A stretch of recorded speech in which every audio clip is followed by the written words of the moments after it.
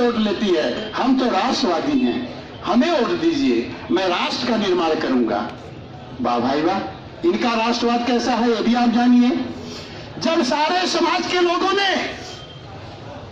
ऊब कर, देश के भ्रष्टाचार से ऊब कर, कांग्रेस से ऊब कर बीजेपी को वोट कर दिया, तो इनका राष्ट्रवाद कैसा है? देश के सारे पद एक समाज के पास, वोट दे दें तो हम राष्ट्रवादी हैं, वोट न दें तो हम जातिवादी हैं। सर्टिफिकेट इन्हीं क्या, पहले जात का सर्टिफिकेट निर्गत करने की स्कूल इन्हीं के पास था, अब हमें राष्ट्रवादी होने का सर्टिफिकेट इन्हीं से लेना पड़ता है।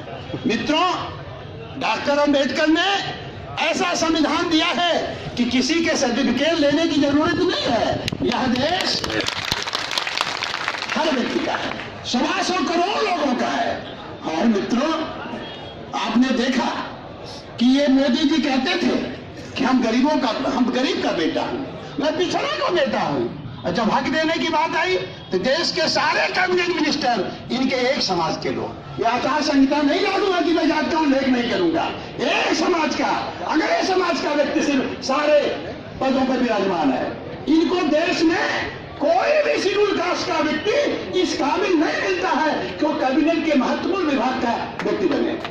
मोदी जी, जब देश में क्रांति आई थी, हरित क्रांति, तब भी देश का कृषि मंत्री दलित का ही बेटा था, तब आई थी देश में हरित क्रांति।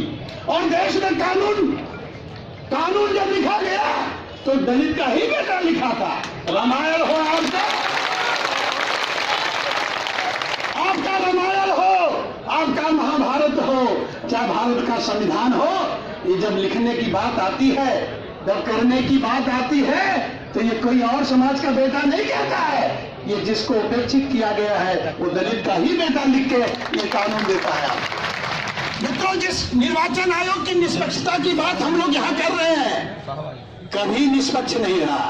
1984 तक यह निर्वाचन आयोग, पूरी जिम्मेदारी के साथ कह रहा हूं मित्रों, 1984 तक यह निर्वाचन आयोग कांग्रेस की रखाल के रूप में काम करता था।